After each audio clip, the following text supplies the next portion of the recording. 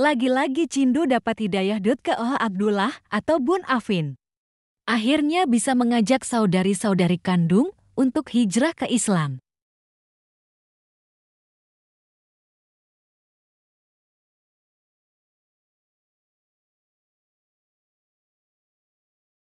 Kalau di lingkungannya alhamdulillah ya tahunya kok Abdullah. Kita marganya istilah di bahasa kayaknya itu siang. Oh, siang. Atau marga. Okay. Ya. Siang bun. Nah, marga bun artinya. Kalau kita marga, kalau ngikut bapak sih marga bun. Jadi panggilan kalau di keluarga besar, keluarga kita Apin biasa panggilnya. Bun Apin.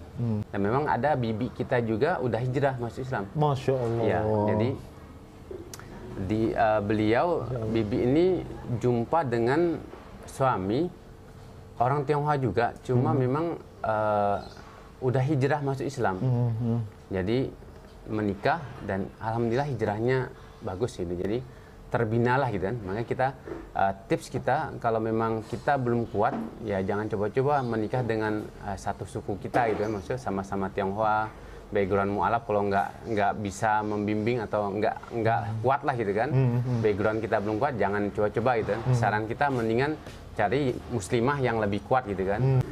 Ayah Konghucu, ibu Katolik. Anak kedua dari 3 saudara. Jadi ayah agama Konghucu, ibu Katolik. Jadi dibesarkan dengan 2 keyakinan sebenarnya. Kenapa gereja membolehkan orang Tionghoa yang beragama Konghucu memeluk Katolik gitu kan, dan sambil masih tetap menerapkan agama terdahulunya gitu kan. Jadi tidak heran kalau kita ngeliat kebanyakan orang Tionghoa sendiri lebih condong ke agama Katolik. Ketika hari Minggu kita ke gereja ikut ibu gitu kan, nah, bareng-bareng sama ibu ke gereja. Ketika sembahyang Chat Nyatpan atau biasa disebut perayaan kalau di Singkawang tuh gede banget tuh biasa acara itu kalau di Pontianak kan. Ya itu kita ngelaksanain juga gitu. Orang Tionghoa dengan orang Melayu itu sama, nggak ada bedanya. Makanya kalau di sana yang kita bilang sebenarnya kebablasan sebenarnya ya. Ketika orang-orang Tionghoa Imlek, orang-orang Melayunya ngucapin selamat hari Imlek, ya selamat tahun baru Imlek Xinjia ya. Jadi mereka berbondong-bondong gitu. Memang secara tenggang rasa bagus, namun secara penerapan akidah yang benar gitu, ya itu udah menyimpang ya kita bilangnya. Karena kita beda dengan mereka gitu. Sebenarnya kalau kita flashback kembali ya bahwa awal-awal yang memang mengenalkan Islam, jadi pemahaman Islam ke kita ini sebenarnya kakak sih sebenarnya, Cece. Ya, Cece Ayong itu dia suka, kalau kita kan memang background keluarga yang suka membaca ya, jadi buku apa aja lahap gitu. Apa aja kita baca gitu kan. Jadi Cece itu suka bawa buku-buku tentang Islam gitu kan, dari majalah Hidayah, waktu itu masih populer tuh majalah Hidayah, Sabili, terus buku-buku tentang proses hijrahnya, The Choice yang disusun oleh Ahmad Didat, ya, Syekh Ahmad Didat. Nah itu di bawah. Jadi kita sering baca itu gitu ya. Jadi mungkin terbuka gitu kan pikiran kita gitu untuk mencari gitu kan, manakah agama yang benar gitu kan. Jadi seiring sejalan ya, karena kita mencari, kita pun ngeliriklah ke Kristen Protestan gitu kan. Belajar kita ke ini sama pendeta waktu itu kan. Ya selama masa sekolah, kita sekolah yayasannya yayasan swasta ya. Itu ada agama, kita belajar sama suster sama diakon. Diakon itu calon pastor. Nah, jadi belajar sama suster gitu, debat lah, kita bahas masalah keyakinan gitu kan. Kenapa Yesus disalib gitu kan. Yesus disalib karena nebus dosa-dosa umat manusia gitu kan. Adanya dosa warisan gitu kan dari Nabi Bapak kita Nabi Adam gitu kan. Dan banyak sekali yang memang kita bahas, kita debatkan dengan suster gitu kan. Dan jawabannya memang tidak mantap di hati kita gitu kan. Setelah itu pun kita masih belajar lagi sama pendeta di agama Kristen Protestan. Jadi kita belajar lagi gitu kan. Eh, terus tambah lagi ada lagi yang datang ke rumah belajar, kita ngaji Alkitab gitu kan. Rajin betul, semangatnya luar biasa. Kalau kita, masya Allah, kalau dai-dai kita kayak gitu ya, bisa ke pelosok negeri ya, ke kampung-kampung datang ngajar ngaji ya, kita kayaknya nggak ada yang murtad deh, insya Allah. Amin, insya Allah benar. Iya, luar biasa itu. Kalau kita ngeliat semangat orang saksi Yehova itu, memang kita bilang orang banyak orang di luar kita ya, di luar Islam itu, mereka paham kebenaran Islam, namun tak kunjung hijrah. Kenapa? Ya mungkin itulah hidayah belum diambil sama dia. Bukan belum sampai. Udah sampai hidayah tapi tidak mau diambil sama dia. Itu kita bilang karena ada paman kita. Paman kita kalau di Tionghoa ini kita panggilnya apak ya, pak-pak. Oh ya, pak-pak. Ya, apak itu dia bilang, "Iya, saya setelah belajar karena dia mungkin belajarnya adalah sekolah-sekolah negeri kan, itu penerapannya agama Islam tuh. Jadi dia belajar, dia bilang agama Islam terbaik katanya. Dia mengakui, tapi dia tidak hijrah. Akhirnya kita bilang hidayah udah ada, cuma dia tidak menggapai. Nggak mau ngejar. Dengan latar belakang mungkin background dia apa berat di keluarga, atau kedudukan dia di tengah masyarakat. Ada tiap tahun paman itu rumahnya di Pontianak itu berseberangan dengan masjid. Tiap tahun dia ngeluarin zakat.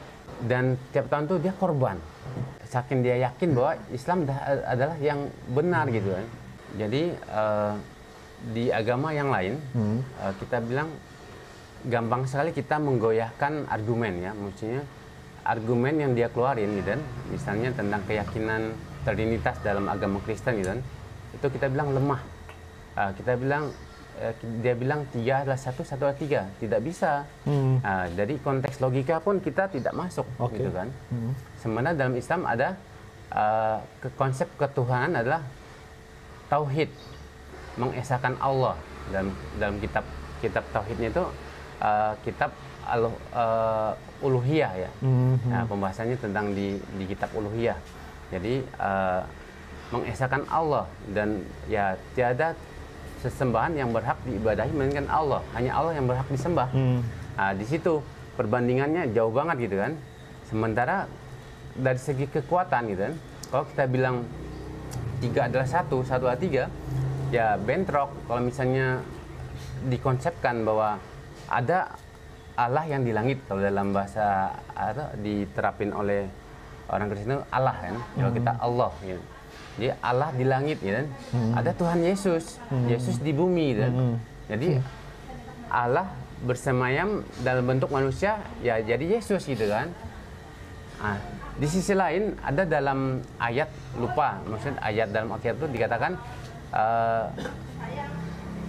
tidaklah sampai kepada Bapa melainkan melalui aku, kata Yesus. Betul, gitu kan. Di situ kita lihat ternyata kalau dalam konsep Islam bahwa Yesus itu adalah nabi. Yesus adalah nabi. Dan kalau kita ayat dari tersebut kita ikutin ke konsep itu berarti Allah kan. Harusnya yang kita sembah itu Bapa Allah itu. Bukan Yesus yang dijadikan Tuhan gitu. Betul. Kan. Ada kayaknya agama ini kita eliminasi gitu. Dari sebuah pilihan gitu kan. Ya, akhirnya kita eliminasi ya akhirnya Islam yang kita jalani gitu kan. Kita lihat gitu dari kisah-kisah para nabi gitu kan dalam pencarian gitu kan. Jadi kita bisa melihat memang ya Islam lah memang jalan kebenaran gitu kan. Juga kalau memang kita bilang, kalau kita beberapa teman-teman kita bilang ya yakin Yesus Tuhan gitu kan. Wujudnya itu benarkah itu wajah Yesus gitu kan. Realitanya dari dulu zaman sekarang apa nggak berubah? Kita nggak ada foto. Oh iya. Kalau kita bilang kita mau ini gitu, kita mau goyangin dia gimana gitu ya, logika dia. Kok Yesus itu sama loh. Sampai apa dalam film Yesus itu yang di apa di siapa itu artisnya itu yang ini ngamalin mirip jadinya kan. Ya. Itu jadi Tuhan loh, kebayang loh. Logika kita pun nggak akan masuk demikian gitu kan. Masa Tuhan kita serupakan dengan manusia gitu kan. Jadi mohon maaf bukan apa tidak bermaksud menyinggung agama lain gitu ya. Tapi ini di awal-awal hijrah sih memang 2 tahun awal lah yang memang berat ya, maksudnya kita susah makan, jadi karena memang masih ikut orang tua gitu kan. Kita tidak diusir sih. Terus belajar susah. Kalau kita mau sholat kan kita kunci kamar kan, takutnya Ketahuan. emak wisata keluar hilir mudik kan gitu kan, di kamar itu kan repot gitu. Jadi kita kunci, ngapain ini kunci kamar, nggak biasa lu kayak gini gitu ya. Gedor-gedor gitu kan. Ya ngerasain seperti itu gitu, terintimidasi gitu. Tapi memang ya alhamdulillah orang tua memang moderat sebenarnya. Cuma memang kita masih belum bisa, waktu awal-awal tuh belum bisa berinteraksi gitu. Ya itulah di awal ya kondisinya demikian yang memang agak beratnya. Sehingga alhamdulillahnya guru ngaji kan, waktu guru ngaji di kita itu kampung kita, kampung khusus Tionghoa kan, jadi orang Tionghoa semua gitu kan. Di tetangganya ada kampung tetangga, kampung orang-orang Melayu itu. Jadi kita belajar di kampungnya orang-orang Melayu itu. Jadi belajar, ada namanya guru kita itu atau Zubir namanya. Belajar ngaji sama beliau. Dan beliau Masya Allah, maksudnya kita ngerasain beliau supportnya luar biasa kan. Kalau di rumah sendiri kita nggak yakin, masih awal-awal ya banyak. Mungkin haram ya jelas. Karena satu kuali, satu wajan gitu kan. Masih banyak ya, ibu pun masih suka masak babi, masak anjing kan. Jadi serta makanan ya, kalau bilang subhat kita bilang enggak sih. Yakin haramnya sih kita bilang. Haram ya pasti. Iya pasti. Di awal hijrah pasti masih makan haram masih. Karena memang tidak bisa dihindari. Secara tampak zahir ya mungkin daun singkong, tapi pakainya minyak babi masaknya. Ayah itu kalau motong babi itu gede banget. Oh gitu. Yang indukannya itu habis berbulan-bulan. Iya, indukan babi itu gede banget kan. Jadi minyaknya dijadiin minyak, di bagian lemaknya dijadiin minyak, jadi disimpan minyaknya untuk masak, gitu kan, untuk numis itu pakai minyak babi. Ya, kita mengetahui apa tujuan kita dalam hidup kan. Sebagaimana kalau di dalam Al-Quran Az-Zariyat 56 kan, wa ma khalaqtul jinna wa insa illa liya'budun. Tidaklah kami ciptakan jin dan manusia kecuali untuk beribadah kepada kami kan. Itu tujuan hidup kita gitu kan. Jadi arah hidup kita tahu gitu kan. Nah, kalau kita di dulu di zaman kita sebelum hijrah gitu kan, apa sih kita kayaknya perasaan kawin, ya, kawin makan minum itu perputaran hidup seperti itu gitu kan. Menjadi kaya gitu kan, apa tujuannya cuma untuk urusan makan minum dan berkeluarga doang, tidak ada apa hakikat hidup yang sebenarnya tidak ada. Jadi menyembah kepada Allah itu nikmat paling besar, luar biasa. Maksudnya yang paling bersyukurlah nikmat kita adalah nikmat menyembah kepada Allah yang hak. Itu yang kita paling banyak syukurnya itu. Masya Allah. Paling kita nikmatin itu. Masya Allah. Jadi kita ketika sujud pun ya Allah nikmat betul bisa bersujud kepada Allah ya. Masya Allah. Ya sebenarnya kita dulu nyembahnya ya mana kuburan, ya batu-batu besar, patung gitu ya. patung. Yang wisata itu pada konsepnya ya itu benda mati gitu kan. Kita sembah gitu kan. Ya, merasakan. Terus ada pengalaman ya suatu ketika gitu, pernah diajak seorang Pak Haji gitu, ngajak kita ke ziarah dia. Nah, ini ada masalah ziarah yang tidak bersesuaian dengan syariat kan mungkin. Baik. Jadi ziarah ke makam Habib apa itu kita nggak sebut.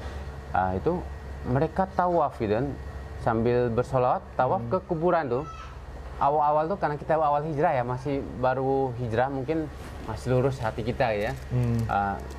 Asli mual kita memuntah melihat ini apa fenomena demikian itu ya. Jadi kaum muslimin ada sebagian yang bertawaf di kuburan. Nah, kita yang baru hijrah muntah, terasa muntahnya, mau muntahnya tuh. Sebenarnya kalau di keluarga besar kita ya, keluarga Bun ya, sebenarnya mereka lebih moderat sih sebenarnya kalau kita bilang. Kita ngeliat ya interaksi paman bibi pun tidak terlalu ekstrim lah gitu kan dalam masalah. Memang lebih condong dibandingkan harus memilih Islam, mendingan ke Katolik.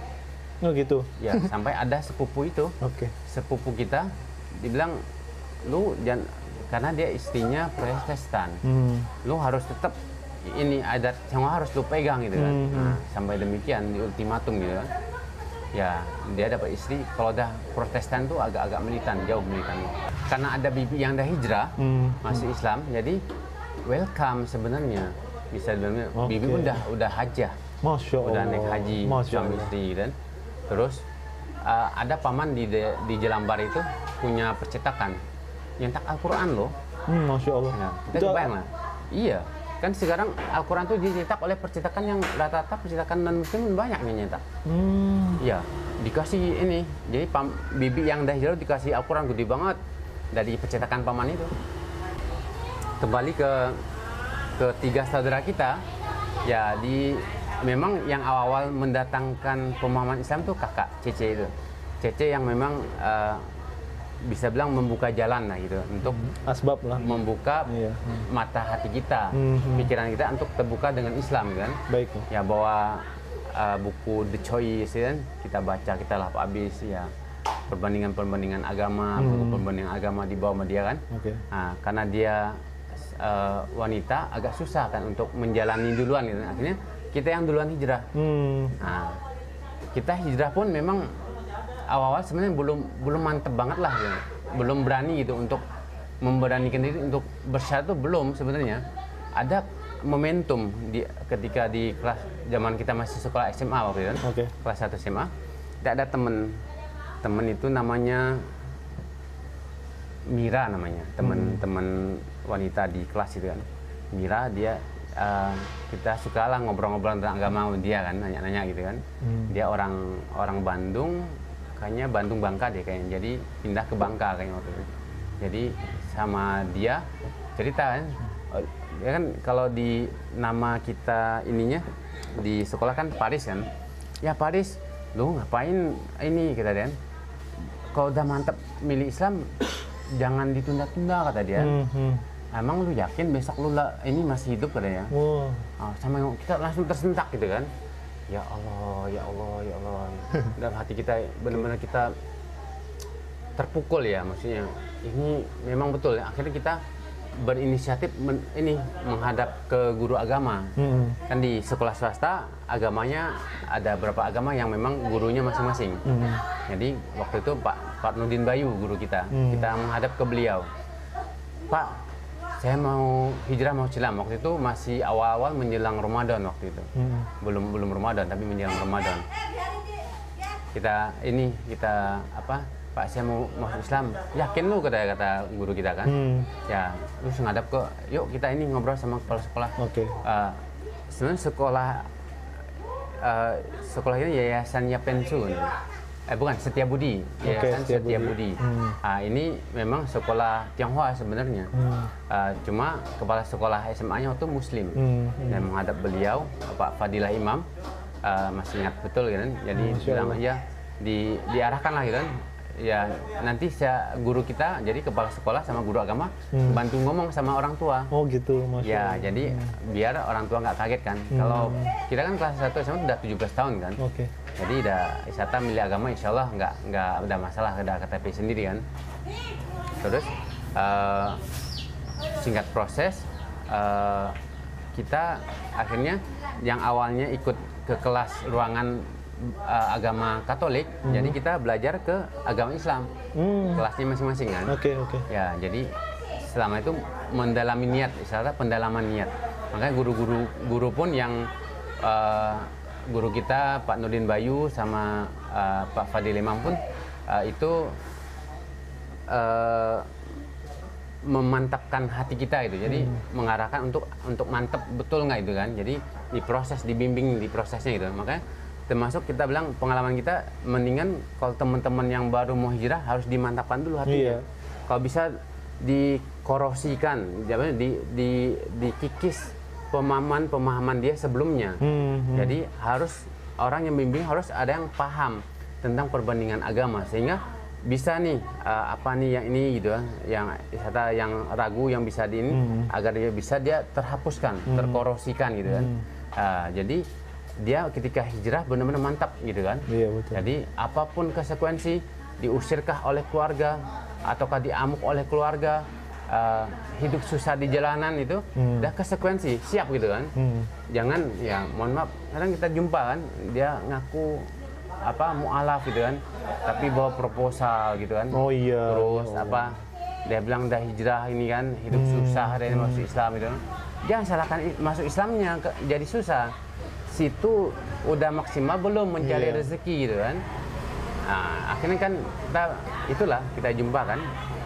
Akhirnya kita mantapkan hijrah. Waktu itu H-3 Lebaran kan. Kita kan ada acara pesantren kilat di sekolah. Hijrah waktu itu dibimbing oleh guru kita. Masya Allah. Alhamdulillah. Masya Allah.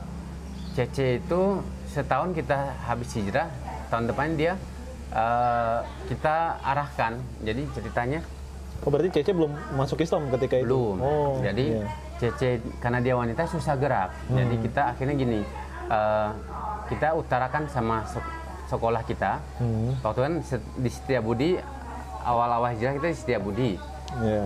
Karena lingkungan memang teman-teman banyakkan Tionghoa, akhirnya kita bilang merasa agak khawatir kan, maksudnya pergaulan demikian gitu, mendingan banyakkan orang Melayunya lebih baik kan. Akhirnya kita pindah ke sekolah negeri.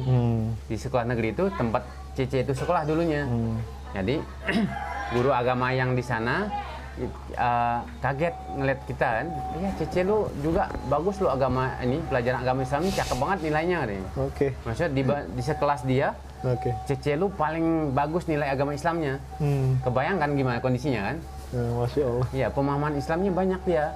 Dan kalah orang-orang Melayu yang Muslim dengan dia, nilai agamanya the best. Masya Allah. Nah, jadi kita bilang iya Cece sebenarnya pengen hijrah juga, cuma nggak tahu jalannya gimana gitu kan. Akhirnya bondong-bondong akhirnya mufakat gitu kan, guru-guru di sana, oh ya kita ini ya, kita ngadep bupati waktu itu, ngadep bupati gitu kan. Lupa kayaknya Bupati Bangka waktu itu yang syahadatin deh kalau nggak salah. Masya Allah. Atau, Bupati Bangka. kayaknya enggak sih, kayaknya Agim deh waktu itu. Jadi Agim. diarahkan untuk ke Agim sambil cari dibantu untuk kuliah kan. Jadi dibina di Darut Tauhid. Kita ikut juga ya. Ya kita ikut juga waktu itu dibimbing oleh syahadatnya oleh Agim. Allahu Akbar. Ya, jadi Agim yang mensyahadatinnya. Dan alhamdulillah Cece istiqomah juga, setelah berapa tahun baru dapat suami. Jadi masuk Islam dulu, baru nikah. suami dapat ya. Suaminya pun Muslim kan, jadi memang yang deketinnya namanya Amoy kan, Amoy Bangka kan terkenal cantiknya kan. Jadi ya kita orang-orang Tionghoa, kalau Cece itu memang di kampung kita termasuk nomor sekian lah yang memang primadonanya kampung lah Baik, gitu kan. Masya Allah. Ya, jadi banyak yang ngubur gitu kan. Alhamdulillah dapat suami Muslim juga. Gitu. Masya Allah. Berapa tahun kemudian adik ini sebenarnya kondisinya spesial sebenarnya, kondisi adik ini yang bungsu ini. Dia dibeasiswain oleh orang yayasan Katolik. Ya, adik yang bungsu itu kondisinya spesial ya. Memang dia dapat beasiswa oleh yayasan Katolik. Ya, jadi disekolahkan di SMK Sanjaya di daerah Gunung Kidul dia. Jadi di sekolah itu dia belajar kan, dan memang banyak anak-anak seumuran dia pun ketika itu juga sama belajarnya Muslim, orang Muslim di sana. Gitu. Memang luar biasa ya, misionaris ya. Sekolah gratis, makan minum ditanggung, bayangin ya. Koko pernah ke sana main ceritanya. Ya Allah, banyak yang Muslim. Ada, jadi Yayasan Santo Thomas itu seberangnya ada musola. Ya Allah, tidak terawat sama sekali ya.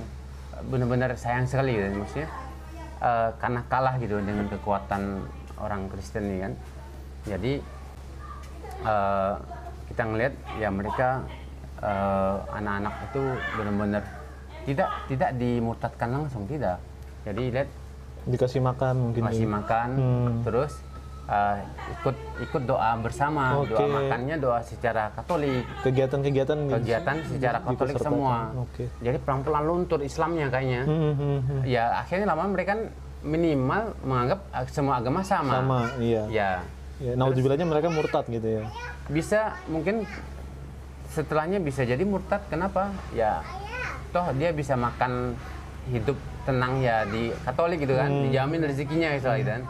Jadi adik itu selesai lah masa tugasnya kan, dengan pengabdiannya yang di Yayasan Santo Thomas itu, pulang ke Bangka. eh, kita ngobrol sama dia. Kita nih udah muslim nih berdua nih. Nah, lu mau ikut hijrah nggak? Ya sih, dia bilang tahu dia Islam benar gitu kan. Karena dia pun mendalami awal-awal mendalami kan. Nggak tahu nih kondisi di Santo Tomas dia mungkin terlunturkan gitu kan. Dia nggak mau nih ikut hijrah ke kita.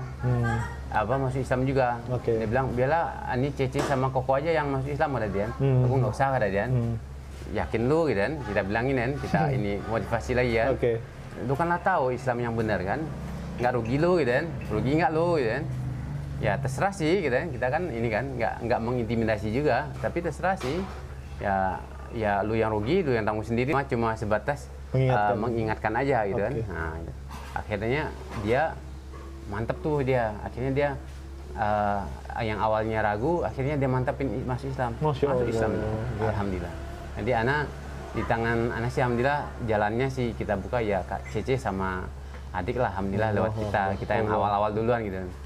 Orang tua ya kita bilang kita mau doain seperti apa ya, dengan ilmu akan susah. Kenapa? Betul banget. Orang tua bilang lu baru gua yang lahirin lu kan, lu hidup berapa lama sih dengan gue gitu kan, gitu. Istilahnya ngomong kasarnya kayak gitu kan. Ya berat itu kan, jadi ngedakwahnya bingung kadang-kadang. Ya kita pun paling yang paham di tengah keluarga mungkin kita sendiri yang pernah belajar di pesantren kan. Adik kakak Isata cuma belajar ya umum aja kan gitu kan. Jadi Isata ngedakwahinya ya walaupun via telepon udah suka ibu ayo masuk Islam gitu kan. Gimana anak-anaknya nanti kan, kita karena kita semua ada Islam, kita hanya bisa doain secara Islam.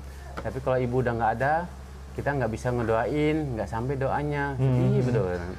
Gimana ini? Terus Bapak ini kondisi khusus juga nih sebenarnya. Bapak ini sama seperti paman itu kayaknya. Dia kalau kita kembali ke awal-awal mengenal Islam mungkin ya, kayaknya bapak sih yang memang memberi jalan nih sih kayaknya. Soalnya ayah itu senang dengar ceramah Kiai Haji Zainuddin MZ tuh di radio RRI tiap pagi pasti. Masya Allah. Pasti nyalain sama dia, kencang suaranya, kita masih tidur. Dengar kita. Dengar. Nah, ini mungkin awal-awal pemahaman Islam tuh datang dari situ sepertinya. Dari ceramahnya almarhum Zainuddin MZ ini. Jadi dan yang membuka jalan kayaknya ayah. Memang seperti itu. Sehingga kita mungkin termotivasi gitu kan, mencari akhirnya gitu kan. Tapi ayah belum sampai sekarang ya? Ya makanya ayah tidak ini, dia senang dengan ceramahnya, sama ketawa-ketawa sama ceramahnya MZ gitu ya. Senang dia benar, fans berat gitu kan. Ini ya dia tahu untuk masuk Islam dengan syahadat gitu kan. Tapi ya itulah penerapannya hidayah juga ya. Penerapannya. Lagi-lagi hidayah kok ya. Lagi-lagi hidayah.